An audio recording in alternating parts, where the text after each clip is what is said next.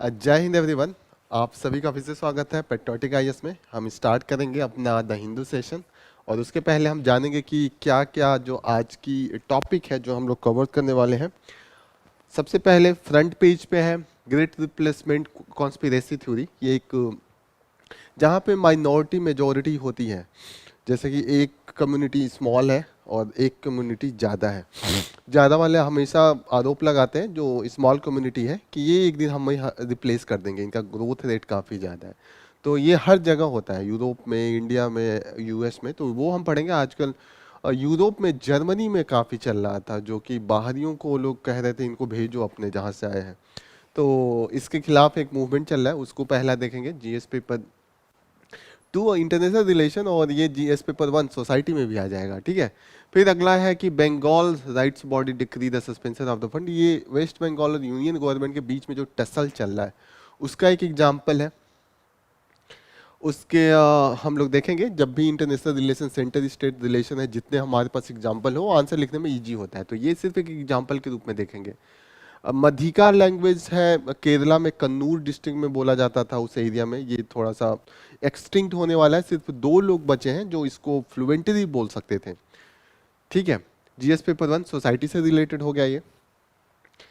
Kairali AI apps chip, ये discover किया है, इन्वेंशन किया है। ये थोड़ा सा प्रिसाइज जो फार्मिंग होती है उसमें हेल्प करेगा, और भी काफ़ी चीज़ों में हेल्प है इसका। कंप्यूटिंग में है, एज कंप्यूटिंग में है। तो हम देखेंगे इसको। GS paper 3 science and technology से रिलेटेड है।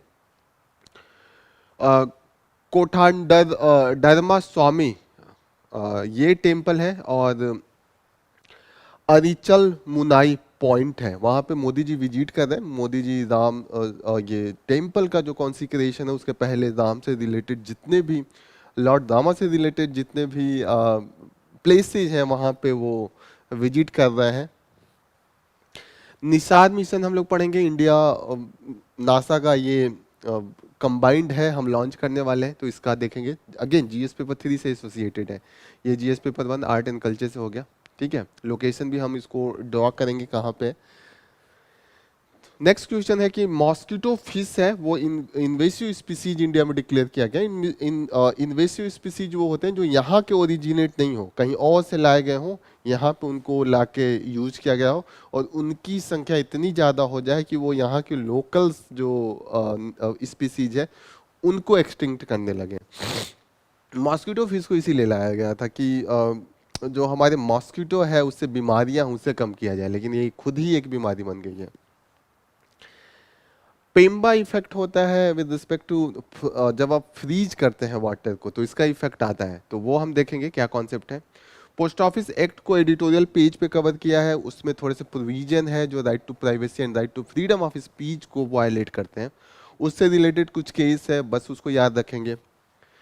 फिर है India middle east Europe, India middle east Europe economic corridor, जो हम belt and road initiative China का है, उसको टक्कर देने के लिए हम ये बना रहे हैं। लेकिन इसमें अब अड़चन आ रही है, हमास और इजराइल का जो युद्ध चल रहा है उसमें दिक्कत आ रही है, लेकिन देखेंगे इसके फ्यूचर प्रोस्पेक्ट अच्छे हैं। जापान ने अपना मून मिशन कंप्लीट किया है 19 को। इसका नाम है स्लिम। स्लिम का फुल फॉर्म है smart lander and investigating moon spacecraft. तो इसको आप ध्यान में रखिएगा। GS paper 3 science and technology में का पार्ट हो गया ये। Growth of India Bangladesh ties जो है वो थोड़ा सा यहाँ पे आज डिटेल में दिया है, तो माइन्यूट सी कुछ चीज़ें हैं वो हमें देखेंगे ताकि आंसर राइटिंग इजी रहे। GS paper 2 India and Bangladesh relation. Rabbit Arman technology, जो हमारा जो चैट जीपीटी है उससे भी एक स्टेज आगे है। ये सिर्फ चैट जीपीटी से तो हमें कुछ इंफॉर्मेशन देते थे, वो कर देता था, मतलब वो वहीं पे टेक्स्ट फॉर्म में दे देता था, लेकिन कई एक्टिविटी इन्वॉल्व हो तो नहीं कर पाता था। रैबिट और वन कई चीज़ें, अगर ऐप खोलना हो फिर उसमें अलग अलग टिक करना हो तो ये सब करेगा, तो ये इजी है। इसका टेक्नोलॉजी काफ़ी ग्रेट चेंज ला सकता है, बहुत ही बड़े लेवल पे बदलाव ला सकता है, तो इसलिए इसको देखेंगे।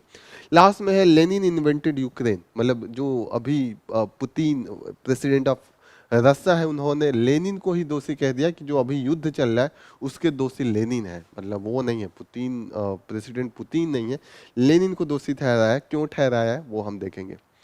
स्टार्ट करते हैं इसी के साथ अपना सेशन। फर्स्ट पेज ये राम टेम्पल से एसोसिएटेड है, आज होने वाला है काफ़ी धूमधाम से, तो लेकिन इसमें कुछ यूपीएससी का रेलिवेंट नहीं है इसमें, तो हम इसको नहीं करेंगे।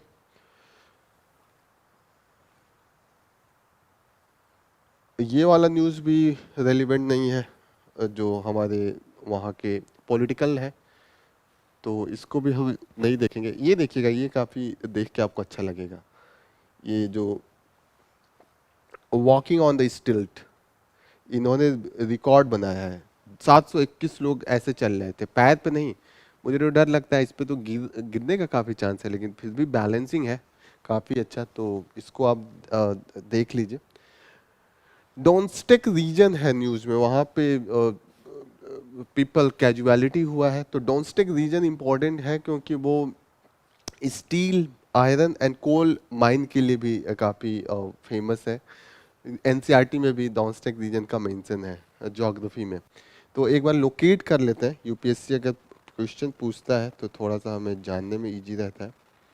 ठीक है, ये यूक्रेन है और डोमेस्टिक रीजन ये वाला है। ठीक है, ये ये सब ये काफ़ी रसा से, अभी तो इस पे रसा ने शायद कैप्चर करके रखा है, तो यहाँ पे दोनों एक दूसरे को ब्लेम कर रहे हैं कि आपने बम फोड़ा, इन्होंने कहा आपने बम फोड़ा, तो ये चल रहा है। बस आपको ये रखना है कि कहाँ पे, सी ऑफ एजो से बहुत करीब है। ठीक है, ये माउंट मोहला बेलमार्क, इसको भी याद रखिएगा। ठीक है, इसके पास है, तो बस इतना आता जाता रहेगा तो ये दिमाग में बैठ जाएगा। नेक्स्ट जो न्यूज़ हम लोग लेने वाले हैं, ये कॉन्सेप्ट जो है ग्रेट रिप्लेसमेंट कॉन्स्पिरेसी थ्योरी है, इसको हम लोग देखते हैं। ये थ्योरी जहाँ पे मेजॉरिटी माइनॉरिटी है, जैसे जर्मनी में चल रहा है कि आप जो भी बाहर से आए हैं, जैसे एशिया से जो भी लोग हैं वो यहाँ के लोकल नहीं है, उनको हटा दीजिए, हमारे जॉब ले रहे हैं, हमारे रिसोर्स ले रहे हैं, कल को हमें रिप्लेस करके ये मेजॉरिटी में आ जाएंगे। इसी को कहते हैं कि माइनॉरिटी को कहा जाए कि 100 साल 200 साल बाद मेजॉरिटी में आ जाएंगे। प्लान बना के ये लोग वो अपना पॉपुलेशन इंक्रीज कर रहे हैं, हर जगह होता है, इंडिया में भी है। माइनॉरिटी को हम कहते हैं कि इनका प्लान है 100-200 साल बाद ये लोग रिप्लेस करेंगे जो मेजॉरिटी है। यूएस में भी ब्लैक को कहा जाता है कि ये ब्लैक कुछ दिनों बाद हमें रिप्लेस कर देंगे। तो जर्मनी में ये चल रहा है, जो एशियन कंट्रीज है जैसे श्रीलंका, नेपाल, इंडिया, भूटान, पाकिस्तान, यहाँ के जाके वहाँ जॉब करें, क्या क्योंकि वहाँ के लिए लिविंग स्टैंडर्ड काफ़ी हाई है, वहाँ पे कुछ भी करते हैं सैलरी काफ़ी अच्छी मिल जाती है। तो लेकिन ये है कि वहाँ पे एंटी माइग्रेशन चलता है कि ये आके हमारा जॉब खा जा रहे हैं, हमारा सैलरी कम करवा दे रहे हैं, क्योंकि हम जाते हैं हमारे लिए उनका 100 यूरो और हम 100 से गुणा करें तो वो 10,000 हो जाता है, और तो हमें काफ़ी ज़्यादा लगता है, हम हमेशा मल्टीप्लाई करते हैं। तो वहाँ पे मूवमेंट चल रहा था, देख रहे थे राइट विंग जो है ना वो डोमिनेट कर रहा था, वो डिमांड कर रहा था कि इन अपना जो पॉलिसी था कि इनको उठा के फेंक आते हैं और यहाँ के जो लोग हैं फिर जॉब और सब कुछ मिल जाएगा, ऐसी थ्योरी चल रही थी। फिर लेकिन ये कह रहे हैं कि नहीं, हमारी डेमोक्रेसी के खिलाफ है, और वो कह रहे थे राइट विंग के लोग जो है कह रहे हैं कि नॉन एसिमिलेंट सिटीजन्स, इन सबको हटाना चाहिए। ठीक है, और इनकी जो पॉलिसी है वो नाजियों से काफ़ी ये क्लोज है। तो ये बोलते रहे यहाँ पे कि there is a plot by the non white migrant to replace the European native white population. ठीक है, तो इनका ये कहना है no place for the Nazis and Nazi out, वहाँ पे कैंपेन चल रहा था। तो वहाँ की जो चांसलर है ओलेफ स्कोल्ज, ये भी इसका विरोध कर रहे थे। इन्होंने कहा नहीं, ऐसा नहीं होना चाहिए क्योंकि ये this will be like the attack against our democracy and in tone all of us. ठीक है, तो वो चाहते हैं कि एक cohesion, tolerance and democratic Germany बना रहे। ठीक है, ये वर्ड हिस्ट्री में आपको पढ़ाया जाएगा कि वांसी कॉन्फ्रेंस में नाजीज ने डिसाइड किया था कि जो हम ज्यूस हैं उनको मास स्केल पे एक्सटर्मिनेट करेंगे 1942 में। तो जब आपको वर्ल्ड वॉर 2 पढ़ाया जाएगा तो ये चीज़ आएगा, अभी से भी आपको याद रखना चाहिए। पोस्टडैम जर्मनी में है, ध्यान रखिएगा। नेक्स्ट इंपॉर्टेंट न्यूज़ जो हम लोग कवर करेंगे वो है जो लैंग्वेज है, थ्रेट है लैंग्वेज को, ठीक है। मधिका, मधिका लैंग्वेज है, यही दो लोग बचे हैं जो मधिका को बोलते हैं, और ये लोग कन्नूर के रहने वाले। कन्नूर केरला का अपर पार्ट है, ठीक है। कन्नूर यहाँ पे है, मैं आपको शो कर देता हूँ, ठीक है, यहाँ कन्नूर है, ये पॉलिटिकल मैप में देख लीजिए, यस कन्नूर यहाँ है, ये है। वायनाड अभी हम लोग पढ़ा था, वहाँ से जो कांग्रेस के लीडर राहुल गांधी हैं वो रिप्रेजेंट करते हैं। वायनाड वाइल्ड लाइफ सेंचुरी भी है, याद रखिएगा। बांदीपुर वाइल्ड लाइफ सेंचुरी है, ये है, ठीक है। टाइगर रिजर्व भी है। अन्नामलाई वाइल्ड लाइफ सेंचुरी है। तो ये सब दिमाग में आप रखिएगा, ठीक है। इधर एक और है बनेरघट्टा, बेंगलोर में, कर्नाटका में है, बंगलोर के पास ही है, ठीक है। अगर यूपीएससी आता है तो दिमाग में होना चाहिए कहाँ पे है। पेरियार सबसे लास्ट में है, ये भी वाइल्ड लाइफ सेंचुरी है, ठीक है ना। तो केरला में तो कई वाइल्ड लाइफ सेंचुरी हो गए, ये पेरियार हो गया, अन्नामलाई हो गया, फिर यहाँ पे वायनाड हो गया। बांदीपुर कर्नाटका साइड में, थोड़ा ध्यान रखिएगा, ठीक है। इधर तमिलनाडु का एरिया स्टार्ट हो जाता है। Sharavati wild life sanctuary Karnataka में, तो इतना आपको याद रखना है। और ये कन्नूर में है, और ये लोग का जो थ्रेट है वो मधिका लैंग्वेज है, सिर्फ दो लोग बोलने वाले बच्चे हैं। मधिका की जो फीचर्स है, ये ब्लेंड है तेलुगु, तुलु, कन्नड़ा एंड मलयालम का, ठीक है। पहले जो इनका कम्युनिटी था, जो ये बिलोंग करते हैं, चाकालिया कम्युनिटी से लोग बिलोंग करते हैं। पहले ये एसटी में थे, फिर जैसे इनको अनटचेबल के जैसे ट्रीट किया जाता था पहले, काफ़ी इनके साथ इनह्यूमन बिहेवियर है। तो इस चीज़ से जो होता है ना, दूर हटने के लिए संस्कृताइजेशन, जो अपर क्लास या कास्ट होता है उसका हम नकल करने लगते हैं, और वैसा अपना वो करने के लिए सॉर्ट करने के बदले हम उनके ही जो भी फीचर होते हैं, जो जो वो रिचुअल्स करते हैं वो हम फॉलो करते हैं। तो अब मलयालम उनमें बोला जाता है, तो ये सोच रहे हैं कि हम ये बोलेंगे तो लोग हमें आइडेंटिफाई करेंगे, डिस्क्रिमिनेट करेंगे, तो वो आजकल लोग मलयाली बोलने लगे हैं। तो इसीलिए ये एक्सटिंक्ट होने के कगार पे है। ये कम्युनिटी नोमैडिक पहले था, ठीक है ना। और इसका जो सबसे क्लोज जिससे मिलता है वो हव्यका कन्नड़ा है, जो old form of the Kannada है, ठीक है। तो इतना ध्यान रखिएगा, मधिका, कन्नूर और चकालिया कम्युनिटी से बिलोंग करते हैं। नेक्स्ट इंपॉर्टेंट न्यूज़ जो हम लोग ये हम लोग ले रहे हैं कि अपने होम मिनिस्टर जो है वो विजिट पे है, और उन्होंने कुछ स्टेटमेंट दिया है कि जब भी आपको लेफ्ट विंग एक्सट्रीमिज्म से करना है, इन्होंने कहा है कि 3 साल में हम कंप्लीट एलिमिनेट कर देंगे माओइज्म को इंडिया से। तो इन्होंने क्या दिया है कि soft power and hard power का कॉम्बिनेशन होगा। पहली बात को जो माओइस्ट का फिनेंस है उसको चोक कर देंगे, और जो हमारा ऑपरेशन है इंटेलिजेंस बेसिस पे होगा, ताकि जो कैजुअलिटी है सिविलियन उसको रिड्यूस करें, तो लोगों का हार्ट भी जीतेंगे। फिर हम उनको लोगों को स्कीम देंगे ताकि उन्हें डेवलपमेंट प्रोग्रेस की तरफ ले जाया जाए। और स्कीम के लिए, क्योंकि वहाँ पे सिविलियन एडमिनिस्ट्रेशन नहीं सक्सेसफुल है, जो माओइस्ट एरिया है, तो आर्मी कैंप है, आर्मी सिविलियन भी वर्क करेगा। तो यहाँ पे है कि army will also use this camp for the distribution of scheme and making this scheme accessible to the people. Next important news जो हम लोग लेंगे, ये जीएस पेपर 3 से एसोसिएटेड है। कैवाली एआई चिप है, ठीक है, और इसको इन्वेंट किया है डिजिटल यूनिवर्सिटी केरला ने। और ये जो है silicon proven artificial intelligence chip basis है, और इसका यूज बहुत से एरिया में हो सकता है, जैसे कि एग्रीकल्चर में क्या यूज है कि प्रिसाइज फार्मिंग होगा। प्रिसाइज फार्मिंग का मतलब जब फर्टिलाइजर की जितनी ज़रूरत है उतना दीजिए, पानी की ज़रूरत जितना है वो सब आपको पता रहे, कब कब देना है, 3 दिन बाद देना है, अगर 48 घंटे में भी कर दिया जाए तो जितना प्रिसीजन कि 2 घंटे बाद देना है, तो प्रिसीजन बहुत है। ऐसे हम लोग 1 सप्ताह 2 सप्ताह, तो जो प्रोडक्टिविटी है कम हो जाती है। अगर आप प्रॉपर तरीके से एनालिसिस करके देते हैं कि इस समय फर्टिलाइजर, इस समय वाटर इरिगेशन चाहिए, इस समय हमें पेस्टिसाइड चाहिए, इस समय हमें वीडिंग करना है, तो फार्मिंग उसको प्रिसीजन फार्मिंग कहा जाता है। और इसमें आपको डेटा सब कुछ होगा, सॉइल का डेटा होगा, इन्वायरमेंटल फैक्टर्स का डेटा होगा, ठीक है। तो efficient use of the resources भी होता है। एफिशिएंट यूज, जब आपको जितनी जरूरत है इनपुट की, अगर आप 3 किलो की जगह पे 2.5 किलो की है तो आपका आधा किलो बचा ना, तो वो अगर प्रिसीजन से एग्जैक्ट बता देगा तो आपको एकदम रिसोर्स भी कम लगेगा, वेस्टेज कम हो जाएगा, ये होगा। इसका यूज और भी एरिया में है, जैसे कि पर्सनल असिस्टेंट हो गया। इन्होंने कहा कि यहाँ पे ऑटोनोमस ड्राइविंग में भी है, क्योंकि exact real time processing of sensory information provide करेंगे। तो इस टेक्नोलॉजी से ये सब एरिया में एज कंप्यूटिंग में भी हेल्प होगा। Faster and efficient facial recognition इससे पॉसिबल है, तो ये सब आप थोड़ा रखिएगा।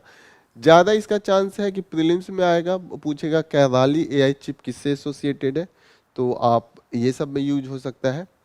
और किसने इसको डेवलप किया है? डिजिटल यूनिवर्सिटी केरला ने डेवलप किया है, ये आपको याद रखना है। नेक्स्ट इंपॉर्टेंट न्यूज, ओके, ये रेलिवेंट नहीं है यूपीएससी से, ये भी नहीं है। हाँ, ये रेलिवेंट है क्योंकि मोदी जी आज अभी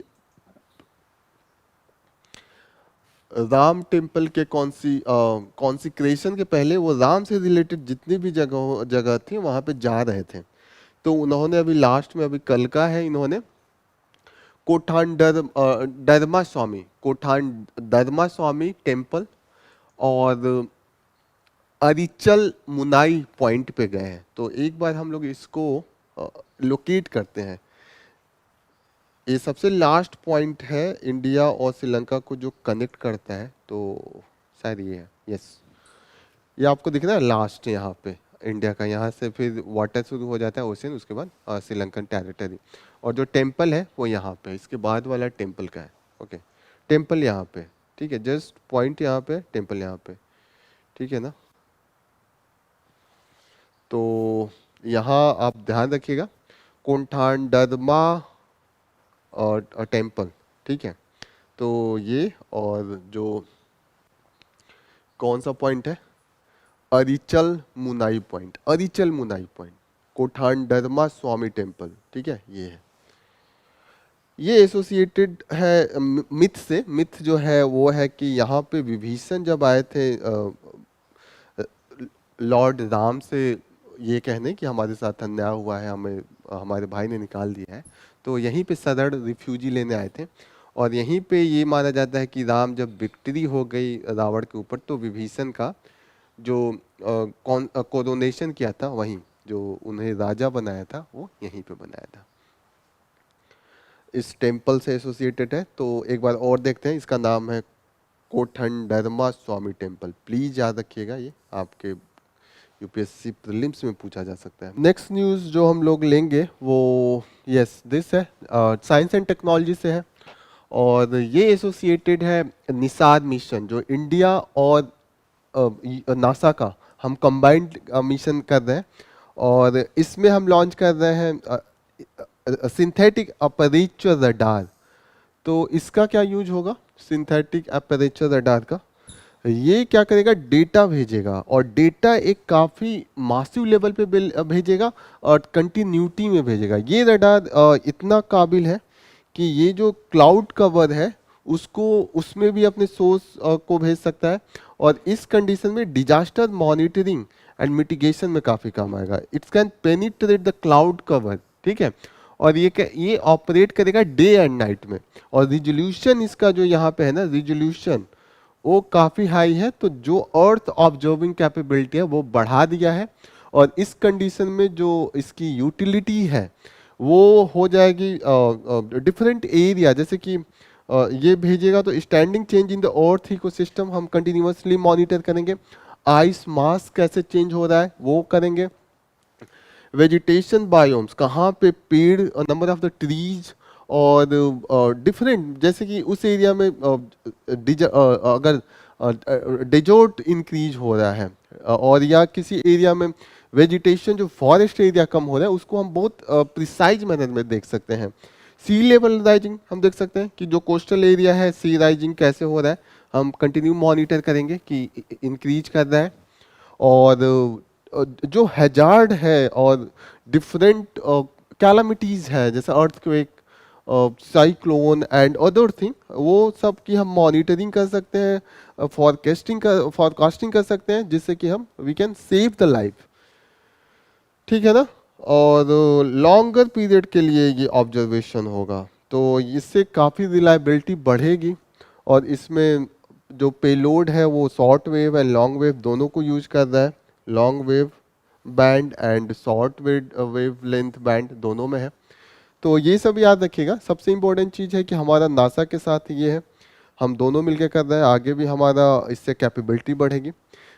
नेक्स्ट इंपॉर्टेंट न्यूज है, नाम का समिट जो चल रहा है युगांडा में। युगांडा का कैपिटल कंपाला है, याद रखिएगा। और एक चीज याद रखिएगा कि 1972 में वहां का जो डिक्टेटर थे उनका नाम था आदि अमीन। और उन्होंने इंडियन को वहां से वो एक्सपेल कर दिया था कि यहाँ पे इंडियंस ने यहाँ के लोगों का जॉब, प्रॉपर्टी सब कुछ छीन के रखा है। तो हजारों में इंडियंस ऑन साउथ एशियन लोगों को वहाँ से आना पड़ा था छोड़ के, तो इन्होंने उसके लिए रिग्रेट भी करा है। ठीक है, ये बस आपको याद रखना है। नेक्स्ट इंपॉर्टेंट न्यूज़ जो हम लेंगे वो साइंस एंड टेक्नोलॉजी से है। मॉस्किटो फिश को इन्वेसिव डिक्लेयर किया है।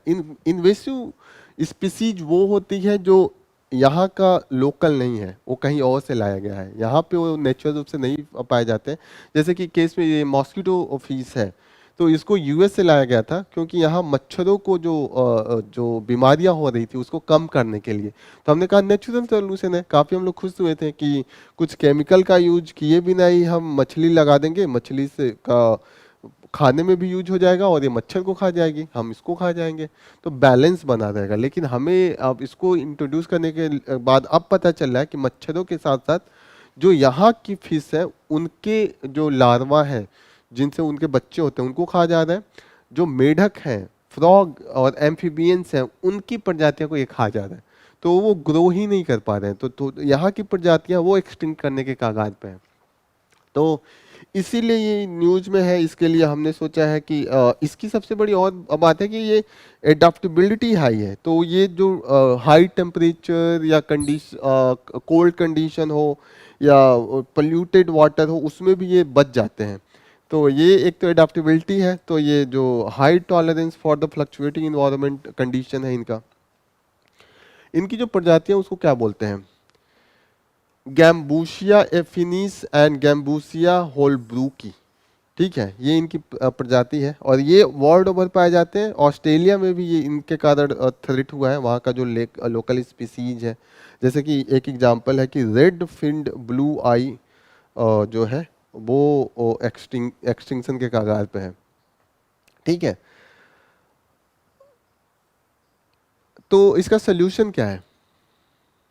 सोल्यूशन ये है कि हम एक कमेटी बैठाएं और एक पूरी ग्रुप बैठा है जिसमें बायोलॉजिस्ट हो, मॉस्किटो बायोलॉजिस्ट, एंटोमोलॉजिस्ट हो, इन्वेसिव इकोलॉजिस्ट हो, सब लोग मिलके अलग अलग जो रिवर बेसिन में है वहाँ की नेटिव फिश उसको रिकमेंड करें, उसको हम लोग प्रमोट करें इनके को रिप्लेस करके। तो एक सस्टेनेबल अल्टरनेटिव हम ला सकते हैं। नेक्स्ट इंपॉर्टेंट न्यूज़ जो है, ये क्वेश्चन है कि पेम्बा इफेक्ट क्या होता है। तो बस आप जानिएगा, पेम्बा इफेक्ट होता है जो ये ऑब्जर्व करा था कि hot water can freeze faster than the cold water. अब फ्रीज है, कोल्ड वाटर को पहले होना चाहिए, लेकिन यहाँ पे क्या है कि हॉट वाटर पहले फ्रीज होगा। और क्यों होगा? ये है कि micro bubbles left suspended in the water that has been heated by the boiling and this is the reason. इसके कारण जो हॉट वाटर होता है उसकी फ्रीजिंग जल्दी हो जाती है। ये न्यूज़ जो एडिटोरियल पेज पे एडिटोरियल में कवर किया गया है, तो ये काफ़ी है कि इसमें अभी तक तो हम पढ़ ही रहे हैं लगातार कि जो हमारा कई एनजीओज का जो फॉरेन कंट्रीब्यूशन फंडिंग का लाइसेंस है, रजिस्ट्रेशन है, उसको कैंसिल करा है।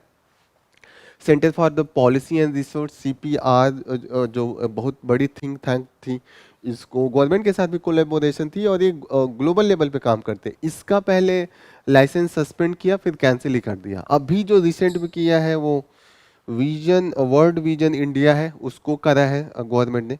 तो यहाँ पे इस आर्टिकल में ये बोल रहे हैं इस एडिटोरियल में कि ये जो गवर्नमेंट इसको वेपन के जैसे यूज कर रही है, जो थोड़ा भी उनका डिसएग्रीमेंट है या थोड़ा भी क्रिटिसिज्म है उसको ये कर्व करने का तरीका है।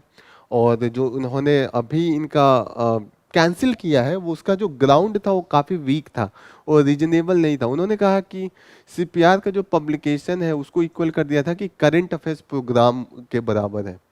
तो काफ़ी डिफरेंस था, लेकिन ऐसा उन्होंने बोला है। फिर इसको क्रिटिसिज्म भी हुआ है वर्ल्ड अक्रॉस, और यहीं पे लास्ट में बोल रहे हैं कि आप जब रैंक खराब आ जाता है आपका फ्रीडम इंडेक्स या डेमोक्रेसी इंडेक्स में, तो आप कहेंगे कि ये हमारे खिलाफ कॉन्स्पिरेसी है। लेकिन जो आप ये एक्शन लेते हैं जहाँ पे फ्रीडम आप कर्व करते हैं, जियो खुल के बोल नहीं पाता है, मीडिया फ्री नहीं हो पाता है, तो इसीलिए आपका कम कर दिया जाता है। और इस बार जो यूएस का जो एक एनजीओ है वो फ्रीडम हाउस, वो डेमोक्रेसी इंडेक्स निकालता है, उसने इंडिया को इलेक्टोरल ऑटोक्रेसी में रखा है। तो यहाँ पे लास्ट में इन्होंने कहा कि आपके जो ये एक्शन है उसी के कारण ये हो रहा है, तो आप बाद में ये मत कहा कीजिए कि कॉन्स्पिरेसी है आपके खिलाफ, ये पूरे वर्ल्ड का वो है। तो इन्होंने यहाँ पे ये बोला है। ये आर्टिकल इसमें देखते हैं कि ये आर्टिकल है जो अभी गवर्नमेंट ने पास किया पोस्ट ऑफिस एक्ट, और उसमें एक प्रोविजन है जहाँ पे ये है कि आपका जब आप लेटर भेजते हैं तो वहाँ पे जो ऑफिशियल है पोस्ट ऑफिस के वो पढ़ सकते हैं। तो इससे ये होगा कि हम किसको क्या लिख रहे हैं वो जान जाएंगे। तो ये हमारे राइट टू प्राइवेसी और फ्रीडम ऑफ स्पीच है ना, हम जो कुछ लिखना चाहते हैं वो मन से वो एक्सप्रेस नहीं कर पाएंगे, हम डर डर के लिखेंगे। तो स्पीच एंड एक्सप्रेशन एक्सप्रेस नहीं कर पाएंगे ना लिख के, तो उसका वायलेशन है। साथ साथ आपका पर्सनल चीज जान रहे हैं तो राइट टू प्राइवेसी का है। और इसमें जो प्रोविजन की बात कर रहे हैं वो क्या है, ऑकरेंस ऑफ एनी इमरजेंसी, और इमरजेंसी को डिफाइन नहीं किया इस एक्ट में। तो अभी टेलीकम्युनिकेशन एक्ट को भी इन्होंने पास किया है, और वो टेलीकम्युनिकेशन एक्ट में जो फोन टैपिंग था, फोन टैपिंग को करके रखा था कि वो उसका प्रोविजन दे के रखा था कि वो कर सकते हैं, तो उसको भी थोड़ा सा उन्होंने बदल के टेलीकम्युनिकेशन एक्ट लाया। उसमें भी ऐसे प्रोविजन है जो इंटरसेप्शन ऑफ जो मैसेजेज है उसको अलाउ कर रहे हैं। इंडिया का जो इंडिया का जो हमने इंडिया में नहीं था ये लॉ कि क्या है ये प्रोविजन, कैसे गाइडलाइन से किस ग्राउंड पे हम उसको करेंगे। तो उसके लिए हमने सुप्रीम कोर्ट का एक डिसीजन आया था, PUCL act, people's union of civil liberty case 1996 का था। उन्होंने गाइडलाइन दिया था कि क्या कंडीशन है, let down the procedure and safeguard the check arbitrariness and misuse of the power by the authorities. इसी को फॉलो कर रहे थे। फिर 2007 में पार्लियामेंट ने लेके आया इसको डिफाइन करने के लिए, तो ये थोड़ा याद रखिएगा, 2007 में लेके आए हैं। तो आर्टिकल 19 का जो है इसने ये भी बोला कि जो आर्टिकल 19(2) में जो रिस्ट्रिक्शन है फ्रीडम ऑफ स्पीच का, वो हम फॉलो करेंगे। जैसे आर्टिकल 19(1) ABCD से लेके पूरा डिफाइन किया हुआ है कि right to freedom of speech, right to assembly. उसके बाद जो दूसरा क्लॉज है उसमें उन्होंने रिस्ट्रिक्शन डिफाइन किया है। तो उन्होंने कहा इस जो एक्ट के है ना रिस्ट्रिक्शन, वो 19(2) का जो रिस्ट्रिक्शन है उसी को फॉलो करेंगे। तो ये एक एग्जांपल है जुडिशियल एक्टिविज्म का, और जुडिशरी जो गाइडलाइन दे रही है लेजिस्लेटिव एरिया में जा रही है, लेकिन ये पॉजिटिव मैनर में है। नहीं था लेजिस्लेशन तब लाई, ऐसा नहीं कि लेजिस्लेशन है तो भी जबरदस्ती ला रहा है। तो उसको हम कहते हैं अगर लेजिस्लेशन है, पॉलिसी है, तब भी जुडिशरी इंटरफेयर करती है, तो उसको क्या कहते हैं कि जुडिशियल एक्टिविज्म को उसको जब इलेजिटिमेट हो जाता है तो जुडिशियल ओवररीच बोलने लगते हैं उसको, ठीक है ना। फिर एक और जजमेंट याद रखिएगा, district registrar and collector Hyderabad, case था 2005 का। उसमें उन्होंने डिफाइन किया है कि अगर मैं जाता हूं और किसी बैंक में अपने इंफॉर्मेशन देता हूं, तो वो उसको राइट नहीं दे देता है कि हमारा राइट टू जो प्राइवेसी उसको वायलेट करे, वो अपना सीक्रेट और सेफ रखेगा। या मैं अगर लेटर जाके पोस्ट ऑफिस में देता हूं तो मैं राइट नहीं दे रहा हूं, मेरा right to privacy and right to freedom of speech अभी भी होना चाहिए। वो किसी को वो इन्फॉर्मेशन नहीं देख सकते, नहीं किसी को दे सकते हैं। तो ये सब चीज़ें इस केस में डिफाइंड किया है। ठीक है ना, इसको याद रखिएगा। फिर इन्होंने डिफाइन किया है कि जो right to search and seizure है वो भी कैसे कैरिड आउट होगा, क्योंकि रिटेन ऑर्डर रिकॉर्ड होना चाहिए, तब आप जाके कर सकते हैं। और ये सब राइट सिर्फ हमारे में नहीं है, ये इंटरनेशनल लॉ को भी में भी इसको मेंशन किया हुआ है। जैसे international covenant on the civil and political rights 1966 का है, इसमें भी इन्होंने डिफाइन किया कि जो राइट टू हमारा लाइफ है या हमारा रिस्पेक्टफुल लाइफ है उसको वायलेट नहीं किया जा सकता है, और इंडिया इसका पार्टी है। तो याद रखिएगा कि international covenant on civil and political right का इंडिया पार्टी है, हमने उसको साइन किया है, हम उसके पार्ट हैं। ठीक है ना। डायरेक्टिव प्रिंसिपल कहता है कि आप इंटरनेशनल जो लॉ है उसको रिस्पेक्ट कीजिए, तो आप लॉ को रिस्पेक्ट कीजिए, क्योंकि इंटरनेशनल लॉ सुप्रीम कोर्ट का जजमेंट सब बोला है। यहाँ पे इन्होंने बोला है कि अभी जो लॉ है उसमें क्या कीजिए, जो इमरजेंसी जो वेग है उसको आप इससे कनेक्ट कर दीजिए, रूल्स 419A जो गवर्नमेंट ने बाद में 2007 में ऐड किया था, तो उसको बोला है। नेक्स्ट, ये ऑल अबाउट दिस एक्ट थोड़ा सा आपको जानना जरूरी है। नेक्स्ट वाला जो हम लेंगे वो जापान ने मून पे अभी अपना एयरक्राफ्ट सेंड किया, उसका नाम स्लीम है, तो 19 जनवरी को। तो आप याद रखिएगा, क्योंकि इंडिया ने चंद्रयान भेजा, इन्होंने स्लीम भेजा। स्लीम का फुल फॉर्म होता है smart lander investigating moon spacecraft. ठीक है। और जो जापान का स्पेस एजेंसी है उसको जाक्सा कहते हैं, लेकिन इसका नाम है जापान एरोस्पेस एक्सप्लोरेशन एजेंसी। ये ई को इन्होंने यहाँ पे एक्स लिखा हुआ है। ठीक है। अब जापान फिफ्थ बन गया, इंडिया फोर्थ था, जापान फिफ्थ। अब एशिया के ही तीन हो गए, इंडिया। ठीक है। इसको मून स्नीपर कहते हैं, क्योंकि अभी तक जो हम रेंज रखते थे वो किलोमीटर में था, 1000 मीटर्स। इन्होंने जो रेंज रखा था लैंड करने का वो काफी छोटा रखा था, एग्जैक्ट। जैसे स्नीपर होता है ना, एकदम दूर से निशाना साधता है और एग्जैक्ट जाता है, सेम इन्होंने जो अपने मून के लैंडिंग का निशाना है वो एग्जैक्ट मारा है, तो कम एरिया है, वो शार्प था, इसीलिए इसको मून स्नीपर बोल रहे हैं। और इंडिया का कोलैबोरेशन है जापान के साथ, तो हमें भी फायदा होगा, उससे जो इन्फॉर्मेशन होगा तो आगे वाले मिशन में, हमारे चंद्रयान के साथ साथ आगे वाले जो मिशन हम करने जा रहे हैं उसमें काफी फायदा होगा। अगला आर्टिकल ये काफी इंपॉर्टेंट है, ये India middle east economic Europe economic corridor हम बना रहे हैं, और ये हमारा जो चाइना का बेल्ट एंड रोड इनिशिएटिव है उसका ये जवाब है। तो इसका एक बार मैप में देख लेते हैं कि कैसे कैसे ये जा रहा है।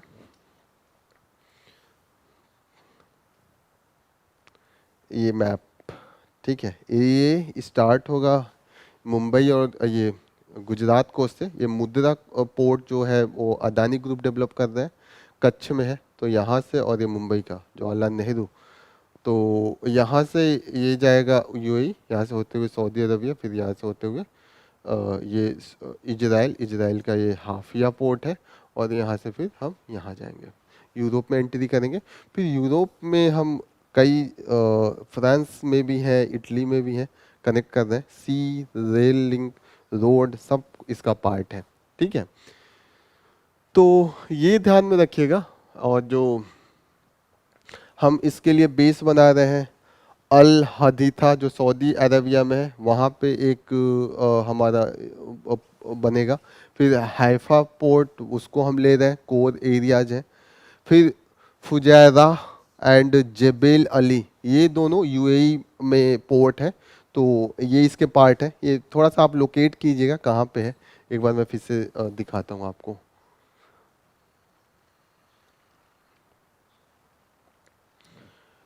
ये यहाँ पे है जेबेल अली, यहीं पे, और जो फौरिजा वो भी यहीं पे है।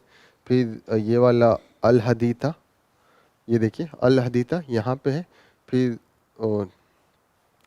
इजराइल का जो था वो हाइफा था, वो कहाँ गया, हाइफा। अच्छा है, ये वाला हाइफा है। ठीक है। तो ये थोड़ा ध्यान रखिएगा कहाँ कहाँ होके ये जा रहे हैं, बीच में कौन कौन है। हदाद, अल घुवैफात, ठीक है। रियाद भी इसके वे में पड़ेगा। टर्की नहीं पार्ट है अभी तक, देखिएगा, लेकिन फ्यूचर में इसके भी होने के चांस है। वही यहाँ पे इन्होंने बोला है कि Turkey is not the part of this. और थोड़ा सा वो नाराज भी हैं, टर्की उनको छोड़ दिया गया है। तो लेकिन आगे है कि जब होगा तो मेडिटेरेनियन से होके वो भी जाना चाहते हैं, तो वो भी पार्ट होंगे। अब्राहम एकॉर्ड जो है वो इजराइल पीस एग्रीमेंट है, इजराइल यूएई एंड बहरीन के बीच। यूएस ने इसको ब्रोकर किया था। तो याद रखिएगा कि ये अरब्स एंड इजराइल के साथ ये सक्सेसफुल पीस एकॉर्ड था। और यस, क्या क्या इससे कनेक्टिविटी मिलेगी? Trade, electricity, digital cables, okay, और हाइड्रोजन पाइपलाइन भी वो कर रहे हैं। और सबसे अच्छी बात है कि कनेक्टर जो हम कनेक्टराइजेशन जो कर रहे हैं वो इंडिया का लॉजिस्टिक कॉस्ट डिक्रीज कर देगा, क्योंकि हमारा लॉजिस्टिक कार्ड कॉस्ट जो है वो काफ़ी हाई है as compared to the developed world. तो हमारा जो कॉम्पिटिटिवनेस है ग्लोबल मार्केट में वो रिड्यूस कर दिया है।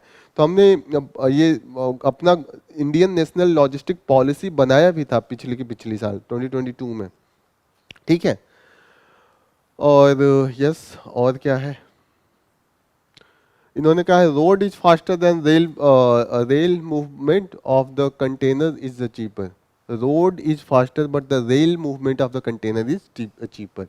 और उससे भी चीपर हो जाता है जब हम वाटर वे को फॉलो करते हैं।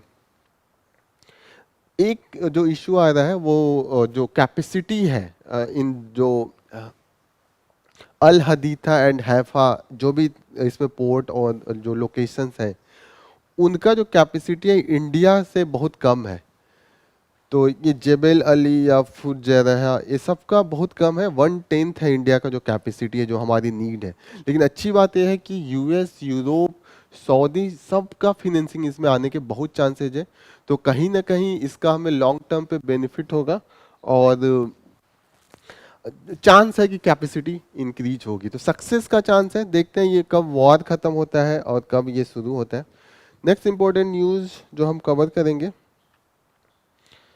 और न्यूज़ रिपीटिशन में है, बांग्लादेश इंडिया का भी रिपीटिशन है, लेकिन कुछ पॉइंट इंपॉर्टेंट है वो हम देखेंगे। इंडिया बांग्लादेश के जो नया है हमारा ये है, हम यहाँ पे इसमें दिया हुआ है कि पहले हमारे रिलेशन जब था स्टार्टिंग में काफ़ी अच्छा था, क्योंकि इंडिया ने सपोर्ट किया था बांग्लादेश का वार ऑफ लिबरेशन का। वहाँ पे हमने ट्रेंड किया था इनकी मिलिट्री को, क्रिटिकल मटेरियल उनको कराए थे। तो स्टार्टिंग में अच्छा था, लेकिन बीच में डिक्टेटरशिप हो गई थी, कूप हुआ था। जो वहाँ के मुजबिर रहमान थे, जो फ्रीडम फाइटर जिन्होंने ये लिबरेशन ऑफ वार करा था, उनको मार दिया था। फिर उसके बाद डिक्टेटरशिप आया था, तब रिलेशन काफ़ी ख़राब हो गया था, क्योंकि वो गवर्नमेंट थोड़ी एंटी इंडिया थी, dictatorship.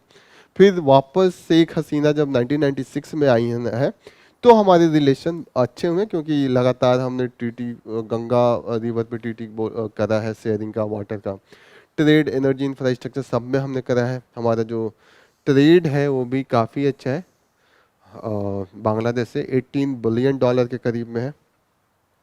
India is the second biggest trade partner of the Bangladesh, ये थोड़ा याद रखिएगा। फर्स्ट चाइना है, ठीक है। हमें अभी चाइना के पास लिस्ट डेवलप्ड कंट्री का स्टेटस है, 2026 तक रहने वाला है। तो उनका जो टैरिफ है इंडिया में या डेवलप्ड कंट्री जैसे यूके है, यूएस है, वहाँ पे उनको कंसेशन मिलता है। जैसे इंडिया का अगर प्रोडक्ट जाएगा तो वहाँ पे अगर 20 रुपये टैक्स लगेगा अंदर जाने का और वहाँ पे एंट्री करने का, तो बांग्लादेश का 5 रुपये लगेगा, तो 15 रुपीज़ का कम होता है। तो उनको हमेशा फ़ायदा हो रहा है। लेकिन 2026 में स्टेटस हटेगा तो अपने आप ही जो ये free duty and quota free market access मिल रहा है यूरोप में, यूएस में, वो कम हो जाएगा, हट ही जाएगा। तो इंडिया में भी उनकी एंट्री फ्री है, तो अभी उनकी प्रोडक्ट काफ़ी कॉम्पिटेटिव है, इंडियन टेक्सटाइल को काफ़ी वो कंपटीशन देते हैं। लेकिन 2026 के बाद एक कंडीशन नहीं रहेगा, इसीलिए हम पहले ही एक एग्रीमेंट करना चाहते हैं, ताकि हमारा जो ट्रेड है वो इतना फ्लक्चुएशन नहीं हो, इसको बीच में ला दे, दोनों का विन विन सिचुएशन हो, ठीक है। तो याद रखिएगा, कॉम्प्रिहेंसिव इकोनॉमिक पार्टनरशिप एग्रीमेंट इसका नाम है। चाइना के साथ भी इनका एग्रीमेंट चल रहा है, उसका नाम है रीजनल कॉम्प्रिहेंसिव इकोनॉमिक पार्टनरशिप, जो हम साउथ ईस्ट एशियन भी हैं, लेकिन इंडिया इसका पार्ट नहीं है। तो इसीलिए ये थोड़ा सा डुअल अप्रोच से इंडिया को थोड़ा सा तकलीफ है। इंडिया इनके काफ़ी इंफ्रास्ट्रक्चर कनेक्टिविटी प्रोजेक्ट को फंड कर रहा है। इंडिया ने लाइन ऑफ क्रेडिट दिया हुआ है। लाइन ऑफ क्रेडिट का मतलब कि आपके बैंक आपको लोन देंगे, आपके अकाउंट में कुछ पैसे जमा हो जाएगा और आपको खर्च करते रहिएगा, बाद में हमें लोन दे दीजिएगा। उस पर टैक्स काफ़ी, अब उस पर जो इंटरेस्ट रेट होता है वो काफ़ी कम होता है, तो उसी को लाइन ऑफ क्रेडिट कहते हैं। तो 7 बिलियन उनके अकाउंट में रख दिया है, वो धीरे धीरे करेंगे और फिर उसको बाद में वो हमें देंगे, लेकिन उस पर जो अमाउंट है इंटरेस्ट का वो काफ़ी कम होगा। इंडिया ने जो डेवलप किया अभी अखौरा अगरतला रेल लिंक है, और इससे हमें एक्सेस मिल रहा है जो बांग्लादेश के पोर्ट्स हैं। चित्तगोंग चट्टोग्राम, इसको चित्तगोंग पोर्ट भी कहते हैं, मोंगला पोर्ट है, मतारबारी पोर्ट है। ये सबसे त्रिपुरा और असम के जो काफ़ी लैंड से पोर्ट की कनेक्टिविटी नहीं थी, लैंड लॉक्ड थे ये सब, इनको अब ये सब पोर्ट का एक्सेस मिलेगा, तो काफ़ी हमें ट्रेड और जो डेवलपमेंट प्रोसेस है नॉर्थ ईस्ट में भी बढ़ेगा। बिम्स्टेक के अंडर में हम ट्रांसपोर्ट कनेक्टिविटी पे भी फोकस कर रहे हैं, उसके अंडर में हम इंडिया, बांग्लादेश, म्यांमार और थाईलैंड को कनेक्ट कर रहे हैं। कुछ हमारे बीच में, हाँ इसका मैं एक बार आपको उसमें दिखा देता हूँ, जो मैप है ये पोर्ट, तो थोड़ी सी क्लियरिटी आ जाएगी।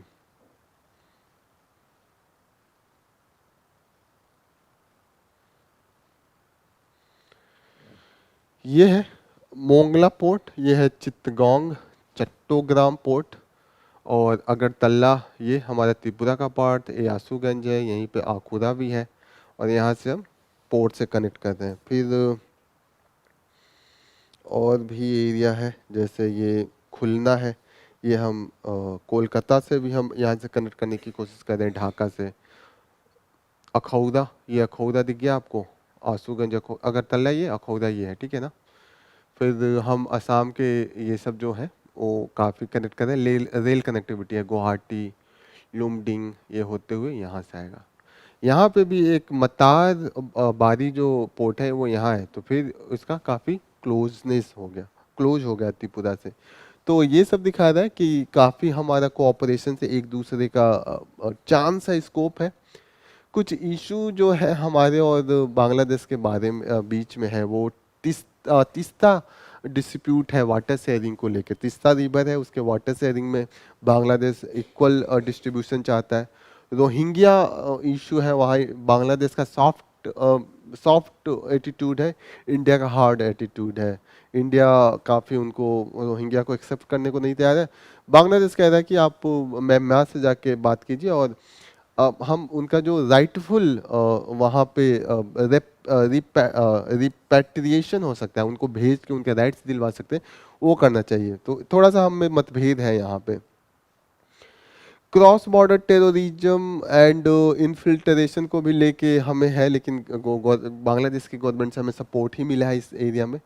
लेकिन एक चीज़ है जो हम मुस्लिम्स कम्युनिटी का जो वहाँ पे जाके माइग्रेंट है, उसको लेके इंडिया में काफ़ी एक्सट्रीम कमेंट आते हैं, तो वो बांग्लादेश उसको काफ़ी क्रिटिसाइज करता है। वो प्रधानमंत्री को एक्सेप्टेड नहीं है, वहाँ के प्रधानमंत्री को। तो इलीगल माइग्रेंट्स का जो इशू असम में, वेस्ट बंगाल में रहता है, कि उन्होंने पॉलिटिकल जो डेमोग्राफी है उसको अल्टर कर दिया, तो वो हम काफ़ी उसके अगेंस्ट में। लेकिन बांग्लादेश उसको सही उसको अच्छे वे में नहीं लेता है, उसको वो अपने खिलाफ स्टेटमेंट समझता है। अमेरिका का जो है, यूएस का जो बांग्लादेश के तरफ एटीट्यूड है, थोड़ा सा वो अभी निगेटिव में है, काफ़ी क्रिटिसाइज किया है वहाँ के इलेक्शन को लेके, वहाँ का जो बैन भी किया हुआ है, जिनको उनको लगता है कि ये लोग फेयर इलेक्शन के वायलेट किए हैं, तो उनको बैन भी किया हुआ है। बांग्लादेश चाइना के रिलेशन को लेके इंडिया का कॉन्सर्न है, क्योंकि चाइना काफ़ी वहाँ पे इन्वेस्ट कर रहा है। देखिए यहाँ पे 12 हाईवे, 21 ब्रिज और 27 पावर एनर्जी प्रोजेक्ट करा है, लेकिन बांग्लादेश ने इंडिया को कहा है कि आपके नेशनल इंटरेस्ट को इससे कुछ भी नहीं होगा, कोई भी थ्रेट नहीं है, हम केयरफुल कंसीडरेशंस को देख कर हर प्रोजेक्ट को प्रमोट कर रहे हैं। नेक्स्ट इंपॉर्टेंट न्यूज़ जो है वो हम जीएस पेपर 3 से रिलेटेड है, साइंस एंड टेक्नोलॉजी से। एक नया डेवलपमेंट आ रहा है, इस टेक्नोलॉजी का नाम है ऑर्बिट R1। इसमें ये है, ये जो हम जो आर्टिफिशियल इंटेलिजेंस है उसी को थोड़ा सा इम्प्रूव कर रहे हैं। पहले हमारा क्या था, पहले हम अभी चैट जीपीटी से टेक्सचुअल फॉर्म में हम चीज़ों को करवा रहे थे, या कुछ मैसेज बोले कि इसको कॉल कीजिए, वो कॉल लगा देता है हमारा फ़ोन।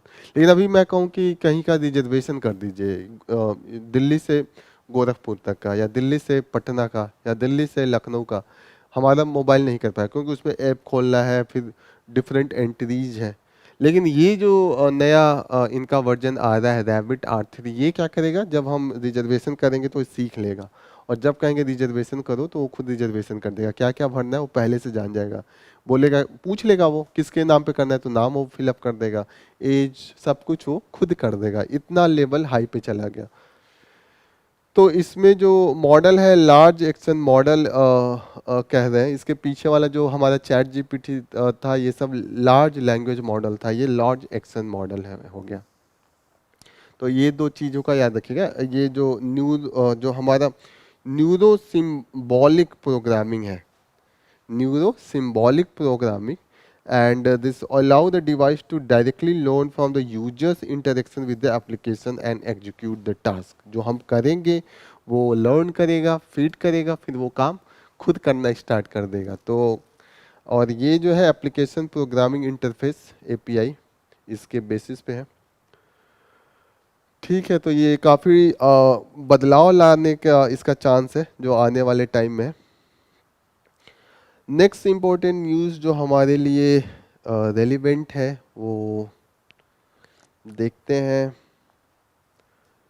वर्ल्ड न्यूज़ से ही है, लेनिन से रिलेटेड है। कि लेनिन को पुतिन ने कहा है कि जो वार अभी चल रहा है रशिया यूक्रेन के बीच, उसके लिए लेनिन ही रिस्पॉन्सिबल है।